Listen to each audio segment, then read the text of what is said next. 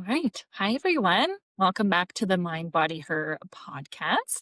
Today, we're diving into a topic that so many women struggle with: the intersection of emotional eating, binge eating, food addiction, and how our hormones can drive and intensify these patterns. To help us unpack this, I'm joined today by Amber Romaniuk, an emotional eating, digestive, and hormone expert with over 12 years of experience supporting women in healing their relationship with food and their bodies. Amber brings a powerful blend of personal experience and professional insight, and together we're exploring what truly differentiates these behaviors, how hormone imbalances can fuel emotional eating, and what real sustainable healing looks like. Welcome, Amber. Thank you so much for having me. I'm so excited to be with you today. Yeah, me too. And I know just before we hit the record button, we were just talking about what an important topic we're going to be talking about today. And I don't know if you notice this, but I feel like it's one that's not talked about very often. I feel like in the health world, we talk about like weight loss and hormones and digestion, but we don't really talk too much about our relationship to food. Yeah, not at all. And I think part of it is, to be honest with you, even though talking about like hormones and gut and things like that can have somewhat of a vulnerability to them, they're not as vulnerable because their physical symptoms and imbalances, they stem from usually emotional stuff, which is more uncomfortable and vulnerable. But emotional eating, binge eating, self-sabotage with food, unworthiness, like all of these things are very vulnerable and more tender. And I think that they're root causes of all these other issues that we have. And I just think that people are still just wanting to do a test and take a supplement, do a test, get on a medication, which if that's all we're doing, it becomes this quick fix cycle because we're not actually addressing the roots and, going, okay, well, why is your cortisol so high? Oh, you're binge Yeah. eating and then restricting. Well, we need to resolve those behaviors in tandem with the proper adrenal support to help balance your cortisol, right? Yeah. And I think like it's even there's so many pieces of the puzzle when it comes to whatever the health concern is. And this is such a big piece that if we don't look at it, it's just what you said. It's like just putting these band-aids over bullet Yeah, holes because the actual issue is still sitting there underneath, and then people just get 100%. stuck. Yeah. And I guess when I was thinking about what you were saying is that the emotional piece is probably a lot harder to address than just being like, well, I'm just gonna change my diet, or I'm gonna take this supplement or try this new workout program. hmm That's easier than being like, maybe I need to look at some of these deeper issues going on. Yeah. And that's, where even with myself, like I went through so much suffering and I kept trying all these quick fixes and all these other things because there was this resistance to getting uncomfortable, this denial that the behavior wasn't a big deal, this overwhelm of like, how do I even start dealing with this and where do I start? I just need to find the right eating style and have willpower and then it'll fix everything. So Yeah. again, there's so much discomfort in trying something completely different than what we've been sold by the weight loss and diet industry and what is out of our comfort zone. And that's, I feel like, one of the things why we need to keep having these conversations to normalize like root cause healing and getting uncomfortable and doing the uncomfortable work. Cause that's how you're going to fully heal and overcome these behaviors. Yeah, it's like you have to have both Yeah. sides of things too. Yeah, before we kind of get into these topics, I would love to hear about a little bit more about your story. And I always find Yeah. practitioners when we kind of go into a niche or area of focus, we usually have our own kind of history and story about what got us into it. So I'd love to hear Yeah. about a little bit about your story and Yeah. how you So kind of essentially, yeah, it was a very big journey. I had no plans to get that this would be my career, that I'd have my own business and that I would be doing what I'm doing, to be honest, before all of this started. So when I was about 5 was my first day taking the bus to school, and the older boys called me fat and ugly, and then the whole bus made fun of me. So that really hit my self-worth and confidence, and body image struggles really kicked up then. And I took that identity on for the next 20 years of my life. Every food I wanted was always available at home. My mom and I bonded a lot with food. She was diagnosed with multiple sclerosis before I was born, and so I think it was a way for her to compensate some of the things we couldn't do together with food. And after I healed, I lovingly observed she was dealing with a food addiction, and so all the sugar and the baked goods and the fast food and everything was always available, and I could eat whatever I wanted and as much as I wanted, and it didn't matter. And so all of that, I think, like unconsciously started to morph this emotional relationship with food. And then you hit your tweens and teens and you start comparing your body to all the celebrities and the Hollywood and the media, and you essentially get conditioned that you don't look good enough and you're not thin enough and not pretty enough. In order to get everything you want, you have to look like these fake edited photoshopped graphics and videos, and they're literally like selling you lies, but you don't know that at the time. So No. you start comparing yourself and thinking there's something wrong with you. And then what's the fake solution? Oh, go on a diet, try this thing, try that. And so I dieted through my teens, and then the binge eating got really bad in my early 20s after a breakup. I lost weight really quickly, couldn't attain it. And it's like this switch flipped. And then I was binge eating and losing control until I was so full I was sick. Went through 6 months of binging and purging, gained 80 pounds in 4 months. Was then the heaviest I had ever been, and just felt incredibly unrecognizable and so much shame and embarrassment. Didn't want to go out in public, didn't want anyone to see me that had saw me at the thinnest, right? Because you're fearing judgment and you just feel so embarrassed and so unworthy. So I hit it home, didn't date, didn't do anything except go to my crappy retail job and just, stay at home and binge and watch movies and numb out and check out. And that went on for a couple of years. And obviously it was very hard on every aspect of my being, my digestion, my hormones, my mood, all of these different things, my bank account. And for me, when I really was prompted to change was when I had kind of what I call my low point moment, to where I had finished a binge, thrown all the food in the garbage can, because I'm like, if I throw it in the garbage, I'm not going to go eat it. Go and get it. Right?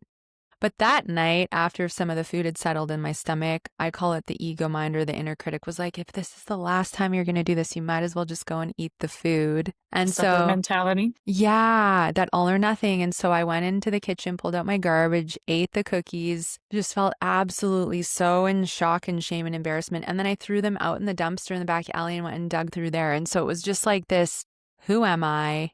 I just ate out of my dumpster. How did this become my life? Yes.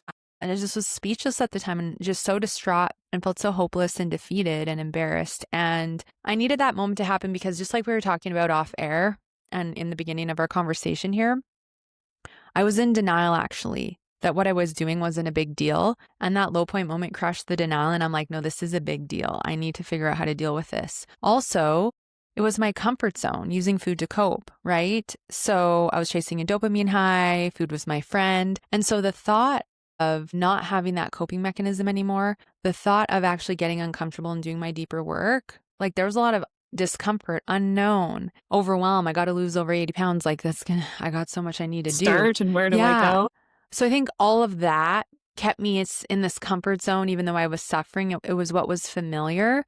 And I think that's one of the biggest things that keeps us stuck, is even if we're suffering, we often will stay in what's familiar until we're either pushed into so much suffering, or something happens where we're like, enough is enough. I can't keep doing this. My health is on the line. Maybe other things are on the line, your relationships, etc. And I need to figure this out because I want to feel better and take my health and my life back. And so those low point moments really crushed the denial and the fear of the unknown. And I got on the journey to healing, which I did myself. But that was a pivotal moment.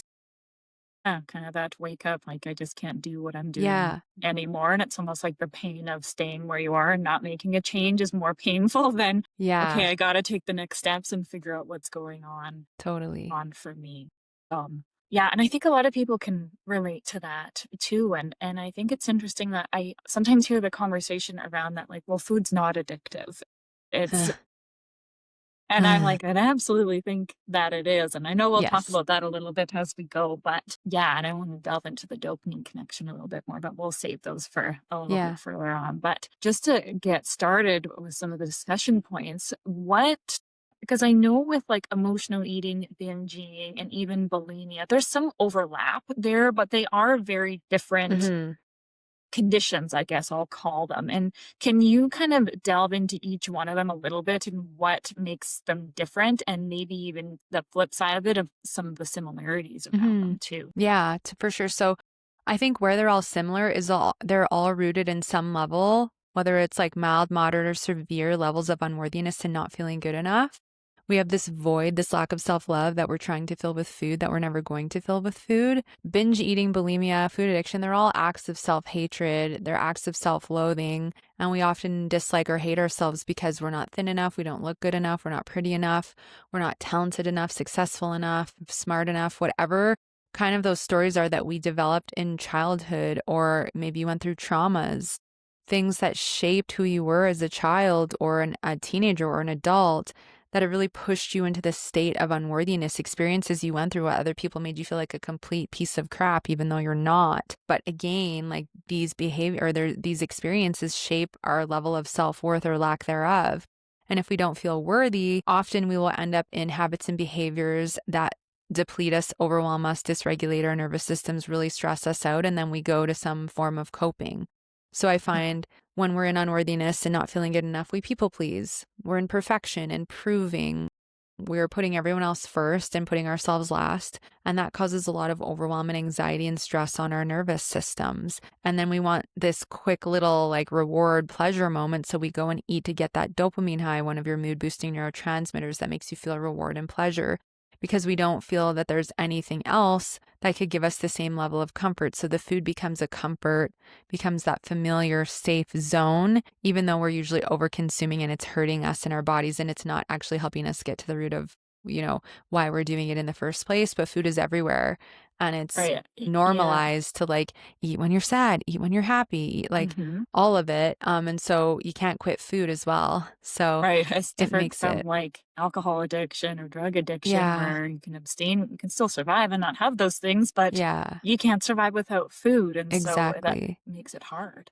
Yeah, so I think across the board, like those are some of the things that are deep rooted in these behaviors and what keeps the cycle going. And the more we do it, the more unworthy we feel, right? So, Mhm. so then if we look at kind of the differences, so emotional eating is where we start, but all of these, I guess the other similar thing is you're doing it out of this place of emotional dysregulation. So emotional eating is any reason other than eating for physical nourishment, whether you're emotionally eating, binge eating, or in full-blown food addiction or bulimia. So you're eating to cope, you're eating to shove, numb down, avoid feeling your emotions, to resist something, to procrastinate something. And it's often feeling or something that's, pushing you out of your comfort zone. And so with emotional eating, it may be that you are triggered and eat a small amount of something or a moderate, Yeah. like you have half a chocolate bar, a few bites of chocolate, or half a little bag of chips. Like it could be small amounts, but you're still using food to cope.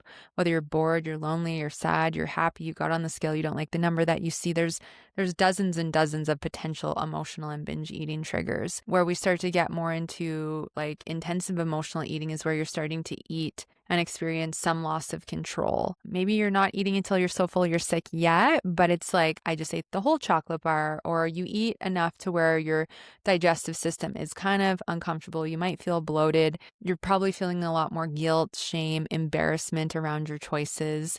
And then we get into full-blown binge eating, which I find is triggered via, you have a couple of bites of something and it triggers the all or nothing, where you're like, screw it, I've messed up, I'm going to eat whatever I want. Yeah. Or I need to eat all of this and get it out of the house so I'm not tempted tomorrow. That's a big one. I hear Oh, that it's all the huge. time. Like, I have to get Yeah. rid of these cookies, so I'm just going to eat them all Yeah. right now. Yeah, and then you become the garbage dumpster, right? So That's it's right. like, so the all or nothing, or that whole mentality of like, I need to get it out of the house, so I need to eat it all now so I'm not tempted tomorrow. Like that's a big one. And then you're right. Certain foods are very addictive. And so they design this food on purpose to be addictive. And so you eat it and you get a huge dopamine high, your appetite levels increase, your ability to feel full is dulled, and it's so much easier to lose control and eat until you're so full you're sick. So I do think that there is a component of that. And again, we're chasing this dopamine high. And if your dopamine levels are really low, your serotonin levels are really low, which is another mood stabilizing neurotransmitter, your desire to overconsume with food is going to get bigger and bigger and bigger, because every time you binge, it causes a lot of stress and inflammation on the body. And that suppresses your dopamine and serotonin even more, which makes your desire to chase that big, pleasureful, euphoric high like even more. You have to eat more sugar, more salt to get the same high, because it does get dulled over time. So binge It's like eating a is that. cycle. Yeah, it is such a And it cycle. must be hard to break. And And so it's it's a, like, where do you stop at it sometimes? yeah, and I think that's why explaining this in these questions are so powerful, because people don't realize how complex and in-depth this is and very multifaceted. It's not about willpower. It's not about trying harder on your diet. It's so much deeper than that. And because there's not a lot of conversation about it, we're not properly educated and equipped with how to deal with it and overcome it. Hence why this is such a powerful chat with you. But that's some of the reasons why we just have such a drive to binge and overconsume. And obviously later when we talk about hormones, if they're out of whack, that will increase your chances of like binge eating. And we can talk about those factors. And then with food addiction, it's this full-blown asphyxiation with food, whether you're thinking about and obsessing over your next diet, calorie counting, meal plan, macros, obsessing over your next meal and, oh, well, I kind of ate too much last meal, so I'll cut this part of it out. I'm not going to have any fat, right? Like you're so obsessive. And either with Food. yeah. Oh, it's very much about like 24/7, like 99% of your mental capacity is overtaken by food noise, the number on the scale, the way your body looks, talking about like, I need to lose 10 pounds. And it's just so much talk about putting yourself down. And then it's the opposite, which is planning your next binge, obsessing over the next, like, oh, I'm going to go to the store and I'm going to buy those shortbread cookies because they're in season with the holidays right now. And I can't wait to eat that. And I remember planning my binges. I'm like, I would go to the organic store and I get like my oat fudge bar and my raspberry oat muffin and my cookies and my cheese and my sandwich and my ice cream and my chocolate. Like I ate tables full of food. So it's like, I'm actually shocked that I was able to eat as much as I was. But over time, your body opens up that capacity. And so it's just this constant chatter about food. Don't eat that. You deserve that. Your weight, the diet, like it's non-stop. And you will like, exhausting. it's exhausting. And I would like speed to the store before it closed to get my fix. And I would lie and like leave events and like leave social gatherings because all of a sudden I would get triggered and be like, oh, screw this. Like I need to go get my stuff and go home and binge. Also, I find with food addiction and binge eating, maybe also emotional eating, the food around you is so tempting and it's hard to not give into it because there's a lot of trigger foods that people have that if they literally see it, they will like eat it all, right? So those are all things that just make us feel hesitant to go and be social and all this kind of stuff.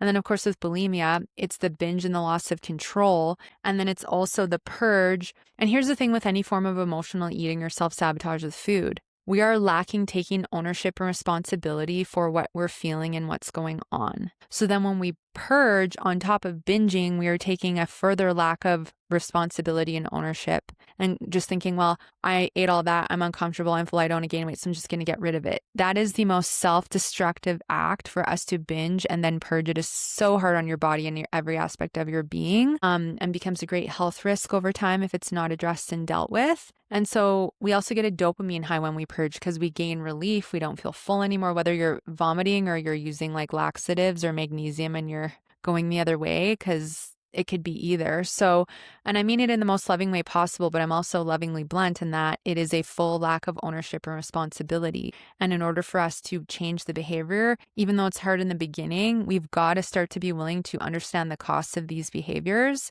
and start to go like, I'm going to own it if I binge. Like I had to do that. I went through binging and purging for 6 months. And then I'm like, I can't purge anymore. Like I binge, I got to own it. I got to deal with the fullness. I got to deal with the suffering. Like I need to go through this to remind myself why, like I did that and I can't just get rid of it. Yeah.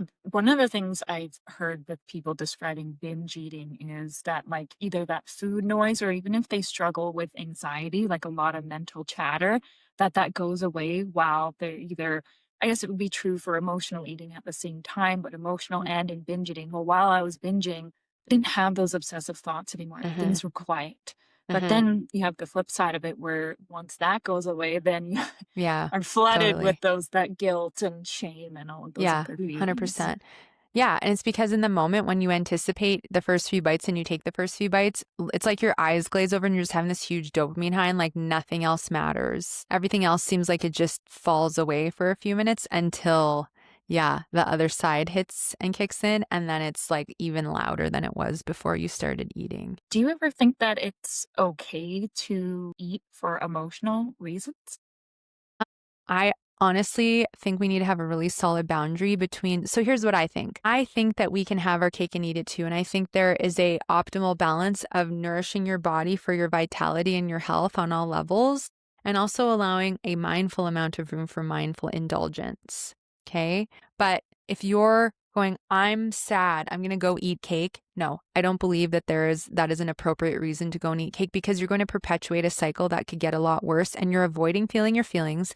You're avoiding exploring why you're feeling the way that you are. You're not dealing with it. and you're shoving it and numbing it down, which is really hard on your entire body and every aspect of your being. So I personally, because I've fully healed this and have left it behind me 14 years ago and helped thousands of women fully heal it, I don't believe that there should be a window left for any form of emotional eating. I think eating can bring us joy, and the fact that like I just made the most wonderful pumpkin spice loaf on Sunday and it was delicious. And like when my husband and I were eating, we're like, this is so good. I really enjoyed it. But I'm not going, I need to go eat more because I want more, because I need a dopamine high and I need to numb out. So do you hear the difference in the way I'm describing it? It's like I have my Yeah. beautiful piece of pumpkin loaf. I enjoy it. It brings me joy, but I don't need to eat it to have joy, because I'm creating joy in many ways in my life. And food gets to be joyous in preparing amazing meals and baking and whatever you love, but I'm not reaching for it for any other reason other than physical nourishment. And then, yeah, I wanted to make this loaf because it's fall and I make it every year. And I sit and have a mindful piece after my dinner's digested, right? Yeah. So it's like finding that balance. Do you find with emotional eating that it happens at a certain time of day? Usually, yeah. Yeah. Yeah. And so it looks different for everyone, but I do find it's more like the afternoon because of the afternoon energy crash being caused by blood sugar and cortisol issues. And the evening I find is the most popular time for it. And that's because people have had a busy day, a stressful day, they're exhausted. They're winding down, putting on the TV to check out. And then they associate watching TV with snacking, or again, like they don't have any time to take care of themselves, or they say they don't. And it's like food is that quick little high. So, Or even bonding, like you mentioned, like with or your mom or bonding. you with your Yeah. partner. It's like we're Yeah. watching our show and we're having our snacks, and this is Yeah. our our Getting the time. dopamine high in, totally. Yeah. So, yeah, 100%. And the problem is, so what starts to happen, because this was a big block for me when I was healing my relationship with food, is I started to realize I want to just watch TV, but I don't want to eat. And as soon as I turned the TV on, the pull to go to food was so strong. And I'm like, why all of a sudden do I want to binge? Like, I didn't want to binge a minute ago. Like, what the heck is this all about? So every time you repeat a pattern, and you repeat that pattern the same time of day, so we'll use the turning on the TV and having the food, you literally wire a neural pathway in your brain, which is the habit or the wiring that creates a habit in the brain. So every time it's that time of day and I turn on the TV, the reason that I felt such a strong pull is because that neural pathway was lighting up going, it's time for you to do this. It's time for you to do this, right? And so in order for me to not have a strong pull, I had to start recognizing the habits that I had wired in my brain and pattern interrupt and do something else. So I'd have a tea in my hand to sip on if I still wanted to watch TV, or I'd color, or I'd like draw, or like just have something to occupy my hands so that I wasn't like just thinking about the food the whole time and I wasn't able to just relax, right? So part of it is we have to pattern interrupt and make a new habit or pattern. Maybe for you, it's taking a break from TV in the evening, or less TV and doing self-care, right? That was another thing. I had to really build a robust self-care practice to help process through my triggers and all my emotional stuff and reconnect with myself, which I highly suggest. But yeah, so there's certain times of day that trigger the emotional eating, or it's a certain environment you're in, or certain people that you're with, or a certain time of year that will trigger and Christmas cause a is coming up. stronger pull. Yeah, exactly, right? I watch this Christmas movie and I drink eggnog and I eat as many gingerbread cookies as I can. Like, okay, watch the Christmas movie, have one glass of eggnog and like Yeah. one or two cookies, rather than like gorging. Like it's the happy medium. And it's also being honest that like maybe it sounds like great in the moment to just have this massive dopamine high, but my body actually doesn't want 10 cookies. Like there's no part of my physical and emotional well-being that actually want 10 cookies. Yeah. Right? Yeah. What about like for a reward? It's funny while you're talking this, it's like I know for me, I'm the kind of I need a little sweet treat after dinner. And I was like that. And I was thinking of that last night where it was like I had this pull to get a couple pieces of chocolate. And I'm like, I don't even know if I really want it right Yeah. now. I just think that I want it because I'm in Totally. this habit. And for me, it's like that reward. Okay, like, yeah, we got through the day, and same thing. It's like winding down with my husband and watching the show. That's like my little, Yeah. that gives me dopamine. Yeah. Yeah. So I think that ideally we should step away from using food as reward, because it can create a slippery slope. Personally, I think that we can reward ourselves in many other ways other than with food, because it's like, okay, well, you had a day and you got through the day. Well, why don't you reward yourself in a way that's going to be more in alignment with what you really need? right? Go save money and like go get a massage or go on a vacation or like take yourself to a day at the spa or whatever the things you value, like save money or like go get yourself a new essential oil or open up another half an hour of self-care for yourself. Like when I'm talking to my clients about this, a lot of them inherited the like food as a reward as a child and their parents rewarded Yeah. them with food. And so did mine. Like when I was sad, when I was happy, I'd skin my knee. I did good in class. I did shitty in class. Like it was just like, let's eat. Right. And it's like, no, I don't think that's an appropriate way to build a healthy relationship with food. It's no different than the kids who are taught at the dinner table, you have to eat all the food on your plate before you can have dessert or before you can and leave the table. That is such an unhealthy habit to teach because you're not teaching stop when you're full. You're teaching you got to eat out of guilt because they're starving kids. And then we don't know our fullness signal and Right. that trends into overeating. And so it's just important it's not about judging our parents and the way they brought us up. They did the best they could. And or if you're instilling these habits in your kids, it's about awareness and going, I can change this. These are actually things that don't serve me in my relationship with food, and these do. And I can actually change these because I don't want to overeat. I want to stop when I'm full. I want to keep rewarding myself. And you deserve to feel dopamine and serotonin. But again, we can do it in ways that are more suited. Because what I often see for clients is that little piece of, and I'm not saying you, but for my clients, it's like that piece of chocolate turns into two and then it triggers their all or nothing. And then they go and they way overeat or they feel immense guilt. And it just triggers like opposing unhealthy habits that are not in alignment. And it's like, okay, well, instead of having something sweet right after dinner, let your food settle. And then maybe later, like if you still feel you need it, so be it. But do you really need it? You need it. And I think it's just that minute to pause and like Yeah. even just check in and be like, I know for me, it's like same thing with it's always the chocolate and the sweets for me, and it's afternoon and the evening that usually hit in. Sometimes I'm like, Yeah. okay, what do I actually need? Have I had a proper meal? Do I need to Yeah. maybe take a break and go for a walk Yeah. or actually have a snack or maybe like, have it in a more balanced way that's actually going to serve me Yeah. than just eating a whole chocolate bar at 3 Totally. o'clock. Yeah, like I'll tell you one thing I do on Sundays. So maybe this is like my Sunday chocolate pathway, but every week my husband and I split a bar of this most delicious locally made sea salt dark chocolate, and it's so good.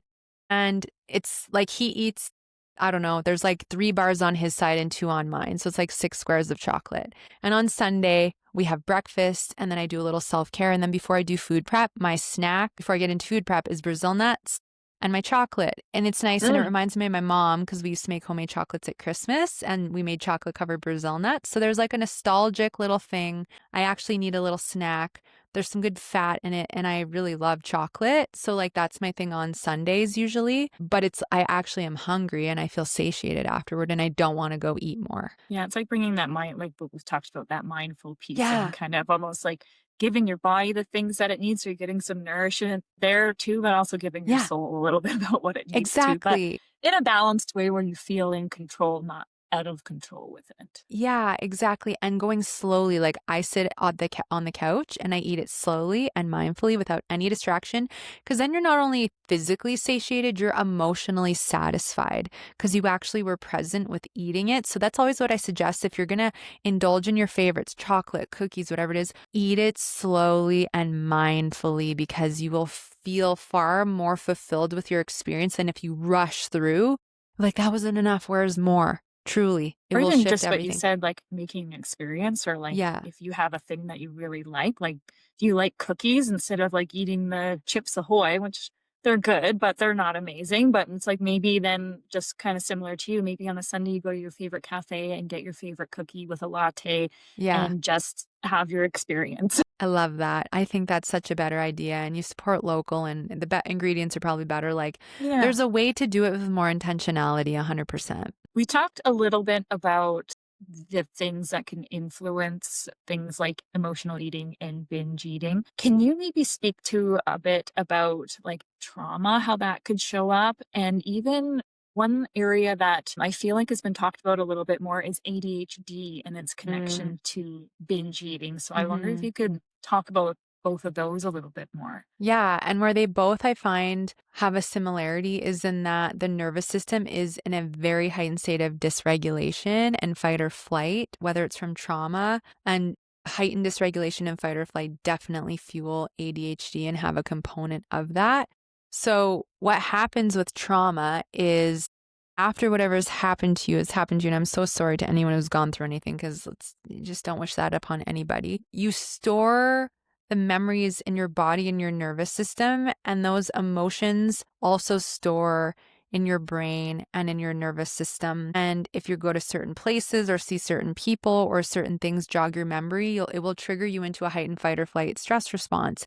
And all of that just builds up in your body over time if you haven't processed it properly or gotten support to heal it and clear it or let go of it to the best of your abilities. And that keeps spiking your cortisol, your stress hormone, which can fuel anxiety, panic attacks, exhaustion, fatigue, weight gain, increased appetite, increased cravings, etc.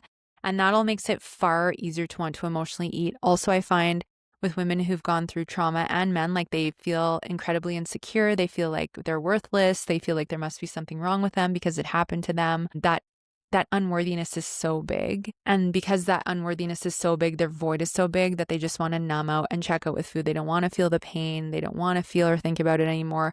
And so this relationship with food gives them that reward, that pleasure, that bit of time where it's not maybe having such a big impact on them. I also think with trauma, unconsciously, we can emotionally eat or binge to put on protection, to hide behind the Yeah. protection so that we're not seen, to prevent Mhm. us from getting hurt again and all that kind of stuff. So there's that unconscious self-sabotage to hide behind the weight and the protection. I think that's really interesting. Yeah, Really interesting. it's definitely a big part of it. I don't want to be seen. If I'm hanging on to weight, then I won't get the attention and I won't have to go through that again, all that kind of stuff. So I feel like there's that vicious cycle though of like then how it stresses out the body and perpetuates the increased appetite and the cravings and the dopamine high, and it gets bigger over time if we don't deal with it.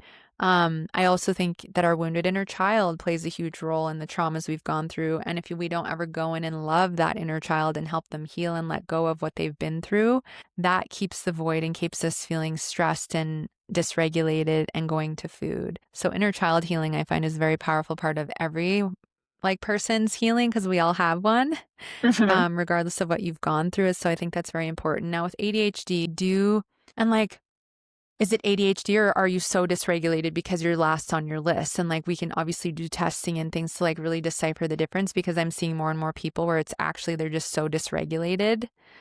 I had that exact thought not too long ago because I was like, well, what there's a lot of overlapping Yeah. between I know cortisol is a pretty buzzword right now in nervous system and high stress levels, but there's a lot of overlapping Yeah. symptoms with ADHD.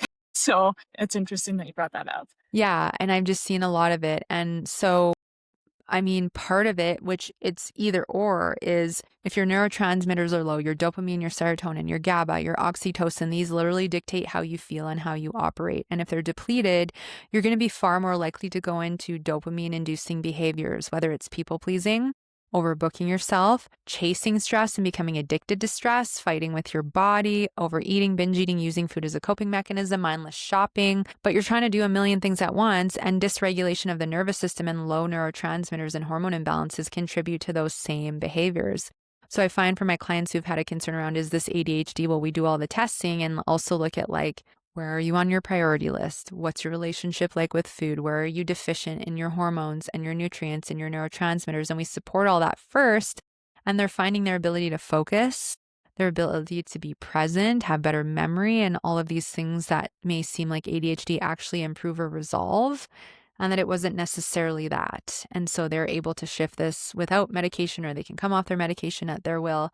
But I do find just like we've become so addicted to stress and chasing dopamine highs and stimulation that pretty much most people are like stressed to the nines, have high cortisol, are dysregulated on a regular basis.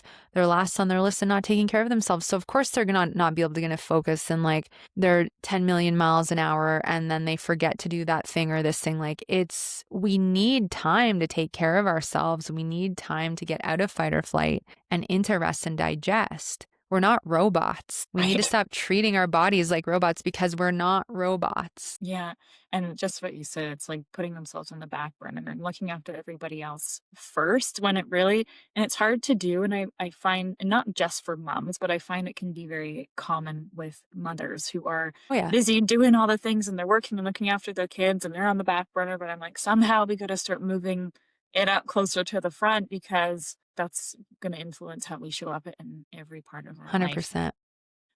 I do find sometimes what can happen, I guess, with high stress, and sometimes if there is ADHD, is that compulsion where it's like all of a sudden it's like an urge to like, well, I'm just going to eat the thing instead of maybe, for an example, might be it's supper time. And it's like, well, I have an urge to eat this sweet thing or sugary thing Yeah. or salty thing or chips instead of actually making a meal. And so I have found that to come up sometimes. It's just I need that quick like compulsion and not taking that minute to like, no, Yeah. what do I actually need? Yeah, and I agree with you. I think that's definitely a contributor to that. And then I'm also like, is it also though your blood sugar and your cortisol crashing and that's contributing to the compulsion as well? Mhm. So on that topic, do you ever find that sometimes see that there's like the physiological, I guess the side of like maybe could it be from not eating enough or dysregulated blood sugar?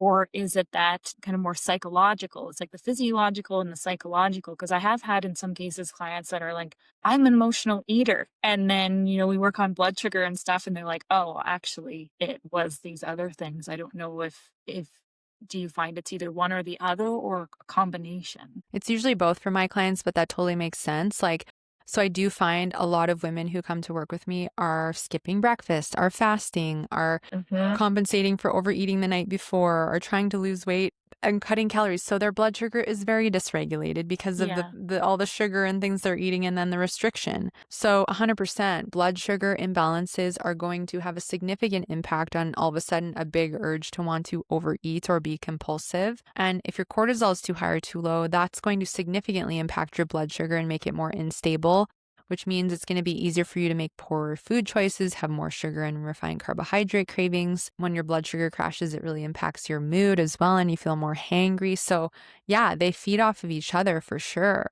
Um, and I think it's so important to get blood sugar balanced right away so that we can see like how much of is it blood sugar and how much of it is emotional, because there's emotional eating triggers, there's physical emotional eating triggers, there's energetic emotional eating triggers, like there's all kinds. So do you think, I know we'll talk a little bit closer to the end about some strategies, but in Mhm. that case, would you say, we've talked in the beginning about sometimes changing the diet is the easier place to look. So would you suggest doing one or the other first, or same thing, combination approach if someone's looking to manage these things? Combination, because we need to start understanding the different things that are triggering you to binge or emotionally eat while regulating your blood sugar, while helping improve your energy levels, while reducing your cravings, right? So we kind of pick away at what are your top 2 or 3 most intense symptoms that we need to work on and how do we help prevent overconsumption?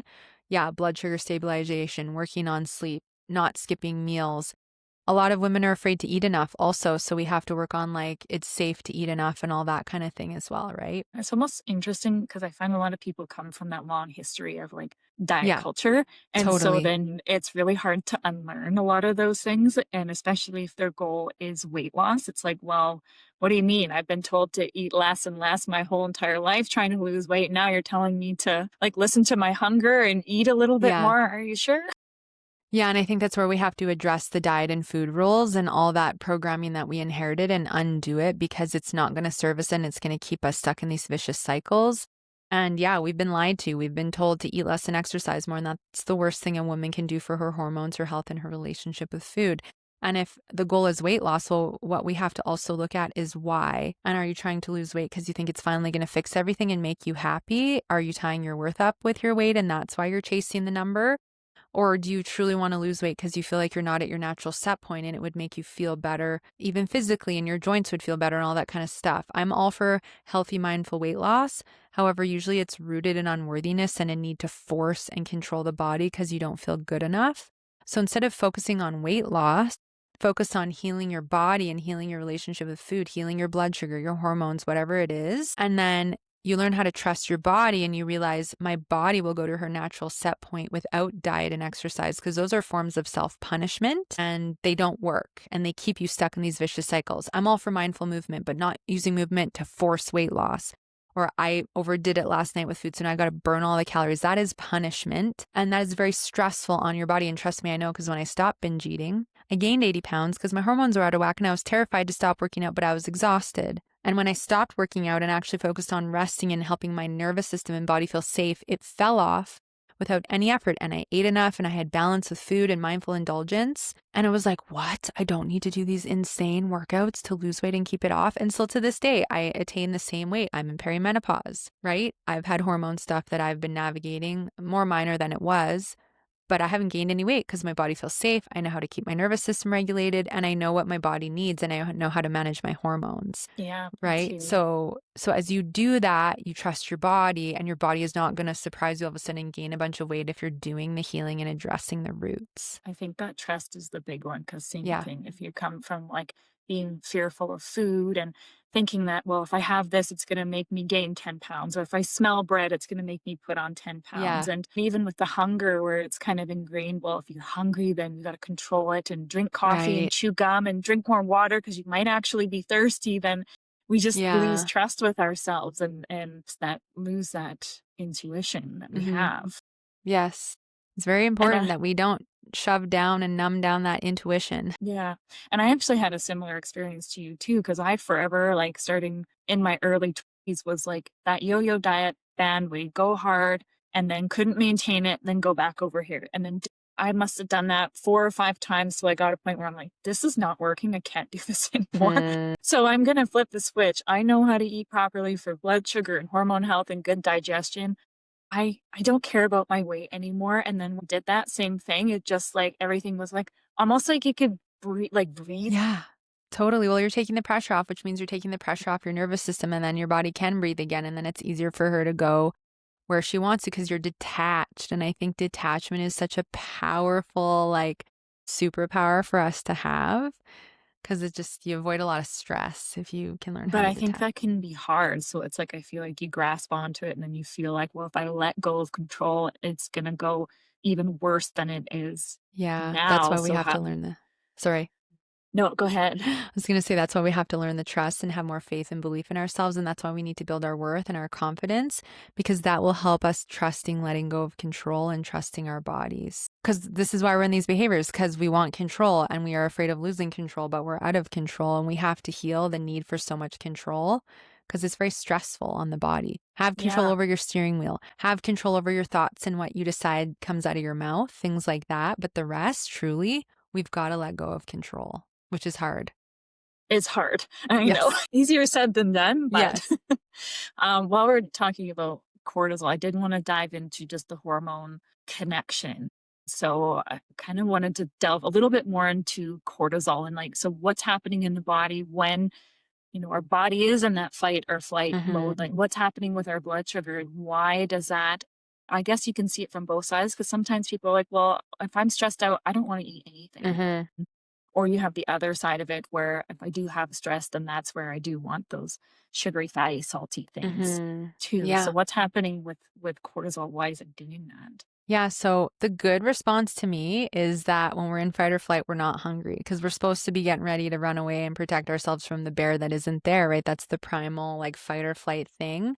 So to me, your primal instinct is working properly if you have a stress response come in and you are not hungry. However, most people are not just dealing with a stress response, they're dealing with blood sugar issues, they're dealing with a thyroid issue, low progesterone, low estrogen, high insulin, insulin resistance, right? Their hunger hormones are completely screwed up. And so they become so wired that when their cortisol spikes, they get an increase in appetite. It's called ghrelin, it's our hunger hormone. So oftentimes, and I'm sure you see this too, like most of my clients get stressed and want to overeat because their cortisol's up, it spikes their ghrelin hunger signal, and it dulls their leptin, which is their fullness hormone. And so it makes it easier to want to keep eating and overeat. And that's one of the things that keeps that cycle going, I think, as well.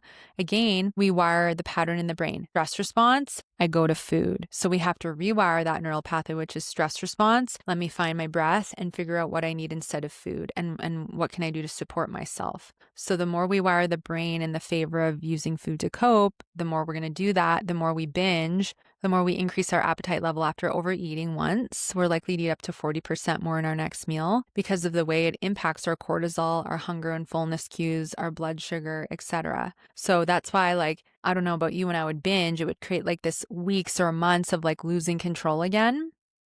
And then it would Yeah. take me like days or weeks to try and gain some traction because of everything that I had thrown off in my body that I didn't understand how any of that worked yet. That was like almost enabling and making it easier to give into food. Do you, talking about leptin and ghrelin, are there other, like, what else can influence our hunger hormones? Oh, yeah. So if you don't sleep well, you have increased Yeah. ghrelin, more dulled leptin, so you'll be more hungry.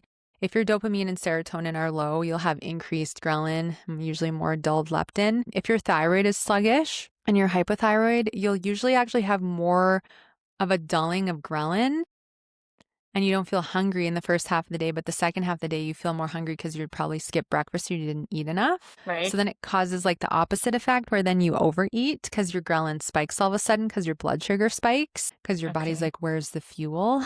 Yeah. Yeah. Running off stress hormones probably at that point and your backup fuel. Yeah, exactly. And the body's like, enough is enough. And you get this huge hunger surge, but we by accidentally overeat and eat all the things that are not going to fuel us properly. And then I find when women have low progesterone, that can increase their ghrelin and also their sugar cravings as well. The more inflamed we are, right? Puffy, swollen, guts off, all that kind of stuff.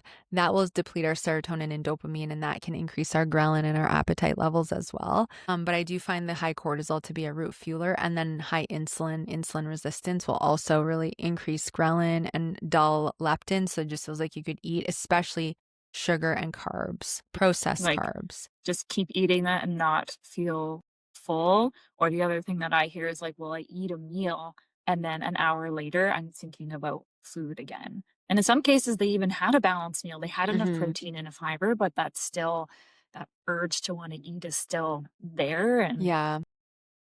do you find, I know you mentioned that you're in perimenopause. Do you Hmm. find that women that when they're kind of in that transition period, perimenopause, menopausal years, do you find that sometimes these things get worse with emotional eating or even binge eating if they haven't looked at it or 100% because you're dealing with years or decades of self-sabotage, self-loathing, unworthiness, all of this that's accumulated, depletion, exhaustion, and it's so much easier to trigger your hormones to go out of whack. In fact, I put myself into postmenopausal hormone levels at 24 post binge eating. So I'm seeing a lot of women even in their 20s, their early 30s who are going into perimenopause or menopausal level hormone imbalances because of all the destructive behavior with their bodies in food or people pleasers and perfectionists, things like that. So yeah, if you've had all this going on for a long time and you're going into perimenopause, which starts between 35 and 37 on the average, you're going to amplify those hormone imbalances because things start to change anyway, and they can get worse a lot more quickly, and you'll suffer a lot more because you can gain weight more easily if you don't monitor things properly. Your mood is a lot more impacted. You could feel flatlined, depressed, anxietic, and that can make you want to reach for food for pleasure more easily. Your appetite level could be skewed, right? So there's so many things that these hormone imbalances, which usually it's high cortisol, hypothyroid, low progesterone, low estrogen, or low progesterone, estrogen dominance, insulin resistance, things like that. And that makes you tired. It gives you brain fog. You have more cravings. You don't sleep well. We already talked about what happens when you don't sleep good. So yeah. it does potentially make these cycles be bigger because that is playing such a role on everything that you've been fighting with for years or decades. So it amplifies it usually. But just as much as it amplifies it, you can fully heal and resolve it and manage your hormone levels and heal your relationship with food and feel optimal no matter where you are in your life cycle. I always find it interesting that, like, as far as the weight loss piece goes, is that it's like, well, it's just about you just eating too much, and that's the main issue. You just need to eat less and move more. This age old story that we hear all Yeah. the time, but I just think, especially for women who like our hormones transition so much and change so much through so many different periods, and so you layer that in, but then you also layer the emotional connection to food, Yeah. and so it's like it's so much more complex. Like I don't want to make the weight loss piece super complex because it doesn't necessarily have to be, but it is more complex than just telling somebody to have more willpower and eat less. It's like, no, there's so many Yeah. pieces of the puzzle. Yeah. And especially this piece, it's like I feel like you can have all the pieces together, but if you have that one missing piece with your relationship to food, then you might get stuck. Yeah, and you could even have a healthy relationship with food and be struggling to lose weight because you don't feel safe in your body, you have a wounded inner child, your nervous system's overwhelmed, you have several hormone issues, you're last on your list. I think for most women, weight loss and maintaining that weight loss is complex because there's always several things contributing to the body not feeling safe. But still, women get in this comfort zone of telling themselves that it is about willpower and it is about having some form of control with food. It's not about willpower. It's not about trying another diet or quick fix or fasting again. It is not about burning more calories in the gym. It is about safety. Truly, that is what it is about. It was a quote from someone that I heard long time ago who said like the best place specifically for women to be is to feel fed and to feel safe. Yes. And I always come back to I that love and I that. just love that so much. And so I just think of that safety. And even with stress, I think there's so many different layers to that cortisol piece too. And sometimes it's not necessarily just, we had stress with their family or finances or No. work. It's like there's so many like layers to that. And so sometimes it's like an onion, right? Oh, it Peeling is. back one, even the blood sugar piece or inflammation can play a role in it too. There's so So much. if somebody can relate to a lot of the things that we've been talking about, emotional eating, binge eating, or even pushing it further into something maybe a little bit more serious or complex like bulimia or maybe another. I find with disordered eatings, there's sometimes the black and white, but there's a lot of gray area in between. But Yeah. where does somebody maybe start to essentially heal or get better or heal their relationship with food and their body? Yeah. So I think the first step is admitting what's going on for yourself, and just having grace and compassion for yourself. You're not alone. You don't have to do it alone. And is something that you can fully heal and overcome, not something you have to manage or always be in recovery with. I think the second thing is starting to become aware of the different things that are triggering you to binge or emotionally eat. Because if you don't know your triggers, how are you going to be able to catch them and give yourself what you really need instead of food? So start a list. Think about it now. Even if you end up losing control and you do binge afterward, pull out your journal. Okay, what's happened the last few days that's been contributing to me wanting to eat this and overdo it? The more awareness you build, the more you'll be able to start catching it. I also think it's important that we start taking time to feel our emotions. So even putting a timer on for 30 seconds to start to show you, I'm safe. This is uncomfortable. I don't like it, but I'm safe feeling. And that you'll show yourself you can feel without numbing out. And that will also boost your confidence. And then I think if you've been struggling for years or decades and this is still a vicious cycle for you, reach out for help. Get help. It's complex, it's multifaceted. And the sooner that you take that step, the sooner you're actually going to gain the traction that you want. And you're going to have support and accountability so that when you fail, because failure is a teacher and it's inevitable, you're going to have someone there to help point out that it's not a bad thing, help you learn what you can from the circumstance and move forward. I think a lot of women stay struggling with this because they're trying to gain willpower, chase a diet, or they're doing it by themselves. And it's really hard to manage what I call the inner critic or the ego mind that's yelling at us all the time and really mean to us. If that's calling the shots, it's really hard to overcome these behaviors if you don't know how to take your power back from that voice that isn't the true you. So I think those are some of my first suggestions. Get good resources, podcasts, like YouTube channels, accounts on social that are positive and give you like proper information. I think those are all great places to start, and be willing to prioritize yourself and starting to build some time for self-care, reflection, getting to bed earlier. So those would be some places to start. And I guess one other suggestion, don't do all this at once. Pick one thing and build over time. Before you go to food, ask yourself the very important question, is this physical or emotional hunger? Yeah, taking that minute to be like, it's almost like asking, what am I actually hungry for, need? What I thought was interesting, what you said was you didn't talk about food at all. You didn't say eat more protein, eat more fiber. I guess that's going to be part of it, but you talked more about kind of the mental, emotional piece first and foremost. As far as like, I don't want to bridge too much into like true eating disorders, but in my mind, I would classify things like bulimia, like a true eating disorder. Do you feel like that needs different attention than somebody who, I mean, I guess binge eating would be as well. Emotional eating, I feel like can end up sometimes in that gray area, but do you feel like those other two, like for sure, if you're struggling with that person should maybe seek out professional support? 100%. And I think there's a few different forms of bulimia. So if you are purging only because you're triggered to binge, right? That's different than if you're purging after every meal or purging on an empty stomach. So if you're purging after every meal, even like your regular breakfast, lunch, and dinner and snacks, and you're not over consuming, and then you're also purging because your stomach is empty, but it's a form of punishment, I think that definitely needs a very, very like serious level of support. Same with anorexia. Like I don't deal with anorexia, and when I connect with people, if they're purging on an empty stomach and purging after every meal, I don't work with that because I feel like that needs a level of attention that is very acute. But for women who are binging and then purging only, well, we can start breaking that apart a little bit more easily. And I find I've seen full resolve of binging and purging with any woman that's come to work with me who's not in those other forms of it. And then binge eating and binging and purging just from binging.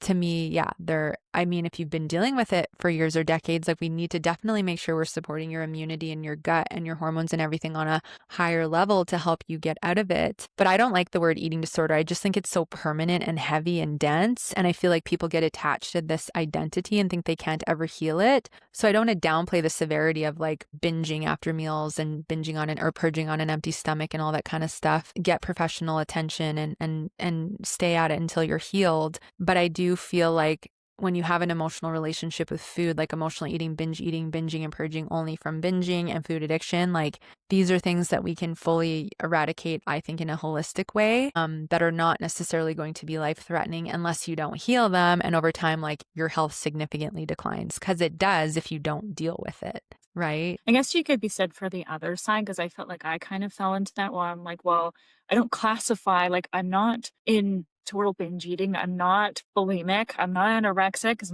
I'm eating food, but Yeah, I know there's something wrong, but I don't fall into any of right. these categories. So then it's like, then almost not taking it as serious because then I'm Yeah. like, well, maybe it's not as serious as it actually is. But reflecting back, I'm like, that was serious.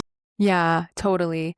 I think the key is that you meet someone and you be able to have a conversation or two with them about how they may be able to help you, anything that's out of your scope, and the more authentic and transparent you can be about what you're dealing with, it's going to help the healthcare practitioner know truly if they're able to support you and that you're in their scope. So I think that communication is just so incredibly important between client and coach or whoever you're looking to work with. I know I meet with everyone before I bring them in because not only do I want to hear where they're from, I want to actually feel them out and also make sure it feels like a fit for me because I don't want to take clients on that it doesn't feel like it's also a match for me. There's a energy, there's a like a relationship we're building that needs Yeah. to be in alignment, right? So Yeah. all of this stuff is super important for you to consider and make sure you feel really comfortable and safe opening up to whoever you reach out to because you need to in order to heal, and that it's a judgment-free zone, and that it's like an empowering place for you to come and express whatever you need and get support with whatever you need. So Yeah. I think Because that's there's really so much. important. Yeah, so much vulnerability that Yeah. comes, and I think what I really noticed in the nutrition world that it's not just about the food, and that there is No. this huge emotional connection whenever we're wanting to make changes with our health, whether it's losing weight or balancing our hormones Yeah. or digestive issues or whatever the health condition is. Like there's a lot of emotion behind how we got here and Yes. making changes and things like that too. So yeah, I think from a practitioner's side, you do have to meet people where they're at and Yes. something make them feel safe and comfortable to share those experiences. 100%. That is the key. Yeah, so I think that's a great place to maybe we'll wrap it up there. But I would, if somebody is wanting to learn more about you and wanting to work with you, where do you hang out mostly? I know you're on Instagram a lot. Is there anywhere else that you hang out or? Yeah, so Instagram, and it's my name at Amber Romaniuk, Romaniuk. My podcast is called the No Sugarcoating Podcast, and it's available on all podcast apps, so you can check that out. And then the website is Amber approved. So the podcast is there. I have a free emotional eating quiz if you want to take it. Even if you're binge eating, take the quiz. It's pretty much the same across the board in that sense. You'll get some Mhm. great podcasts and resources. And then if you want to connect to talk about healing your relationship with food, I have a consultation, which is complimentary. So you can book that on the website as well. Well, thank you so much for the chat today. I really enjoyed that and it was good to connect.